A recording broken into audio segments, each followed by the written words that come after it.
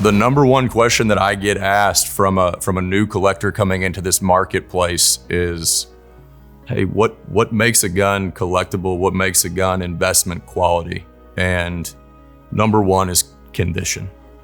For me, condition, rarity, history, provenance, right? Demand, sure. But then when a gun checks 2 of those boxes, or 3 of those boxes, or 4, all of those boxes, that's the stars aligning, and you get into this elite category of something totally extraordinary. That is mint and condition. It's extremely historically significant and relevant. The rarity of the model in and of itself is important, and it's been well documented and published and owned by people that matter in this space. And that's what we have here in this fabulous factory engraved presentation pair of Colt 1860 armies presented to Major General Joseph R. Hawley, who was, of course, a native son of Hartford, but he also went on to become a U.S. Senator, Governor of Connecticut, and as it's relevant to this pair of pistols, he was president of the 1876 Philadelphia Commission. I want to talk about the guns themselves before we talk about the man, and these guns are absolute specimens, and in my mind, they check every one of those boxes because for condition, they are as elite as it gets. There's no such thing as a perfect gun, but when you get into factory engraved presentation, percussion Colts, and you hit that 95% threshold on a condition, and you get above that, that's when you get into this rarefied air of elite and important, and that's what these are. And then, oh, by the way, they're factory engraved, right? And they're ebony grips, so rarity.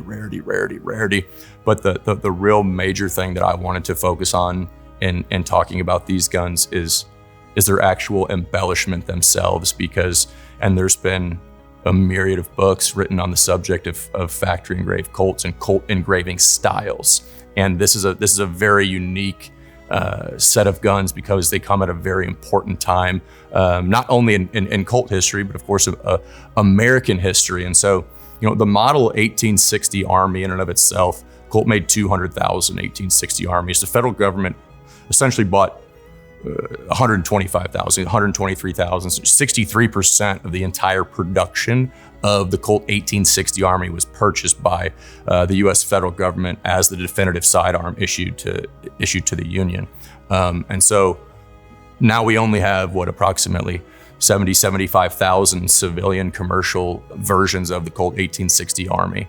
And then, how many of them are factory engraved, right? And so, Colt's not worried about factory engraving. Of course, you have the Colt Fire. That factory literally burned down in February of 1864. So factory engraved 1860 armies are rare in and of themselves.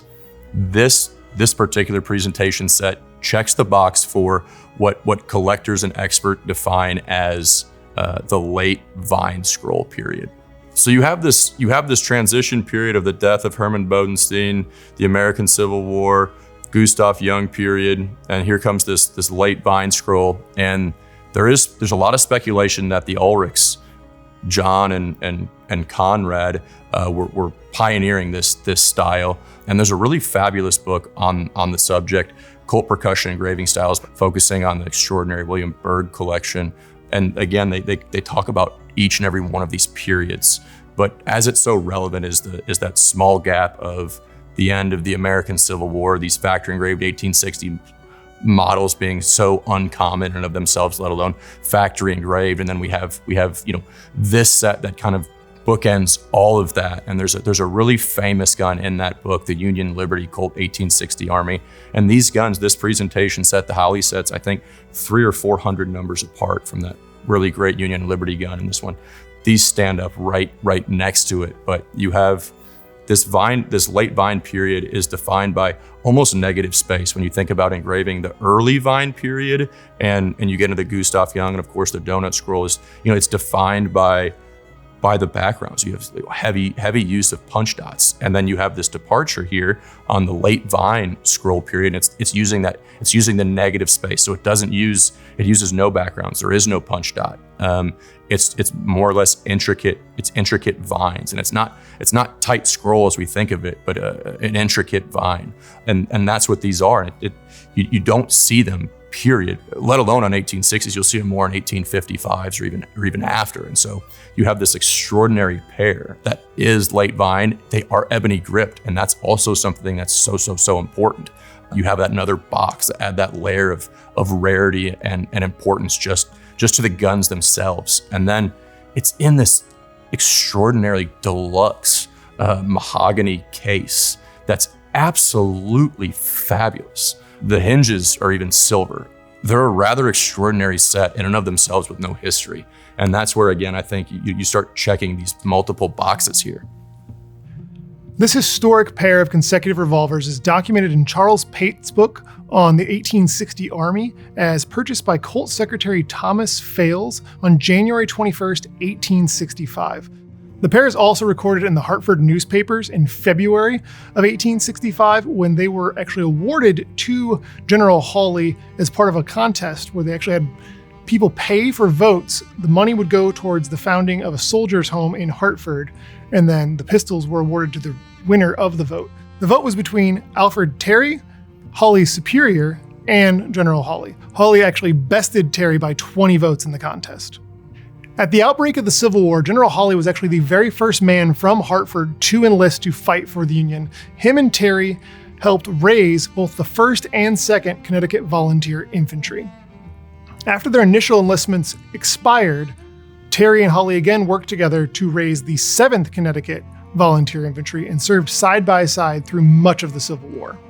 Hawley served through the duration of the war and mustered out in January 1866. That same year, he became governor of the state of Connecticut, and he later went on to have a career in Congress, both as a representative and a senator.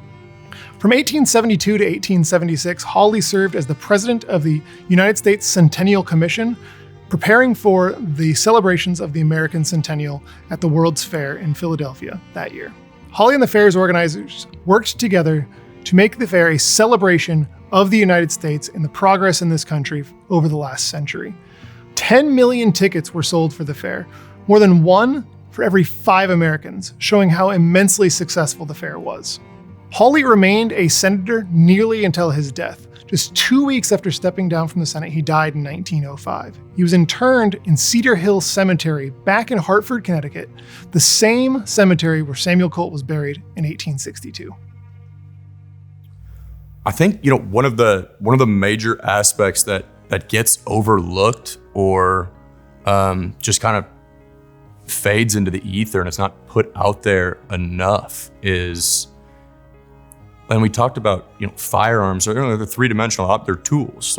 It's not oil on canvas, they're a functional firearm, but they're also objects to be revered and loved and cherished and enjoyed. And they're also objects of extreme luxury. And that's what you have here.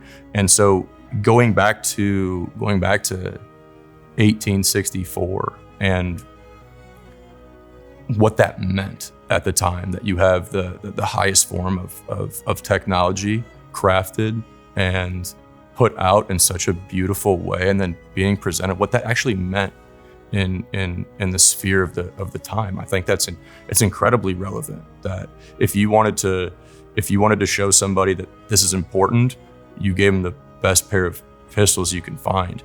And what's better than a pair of 44 caliber factory engraved Colt 1860 armies during the American Civil War? That should not be overlooked. Even in firearms in general too. And again, it's unique to time and space, but right there,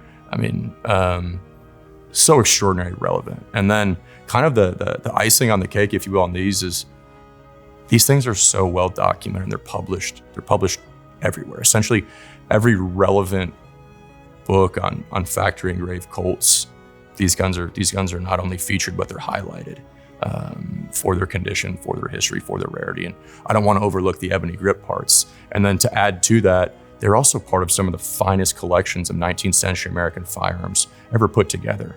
Jonathan Peck, Larry Sharon, Warren Anderson, to name a few. So we started the video talking about what defines a collectible firearm, an investment grade firearm, what makes them collectible.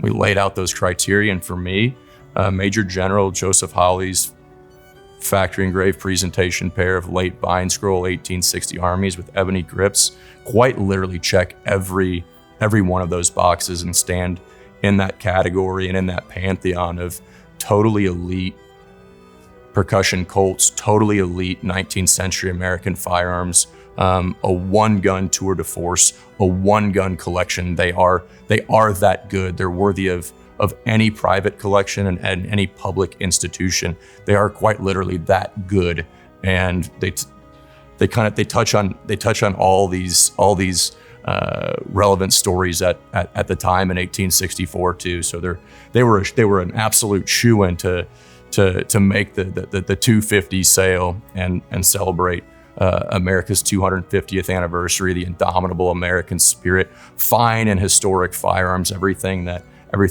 we believe and are passionate about, and that you and the collectors are as well. These are right there. And there's also so much more in this sale. So this is one lot, this is one object, this is one item. Saturday, June 27th is going to be a special evening in the field of fine and historic firearms collecting.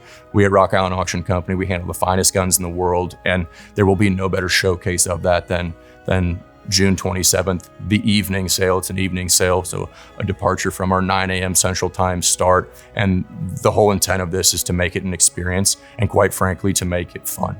And that's what we want to do. So if you're looking for a damn good time and you want to see some of the world's finest American firearms, June 27th, hope to see you there.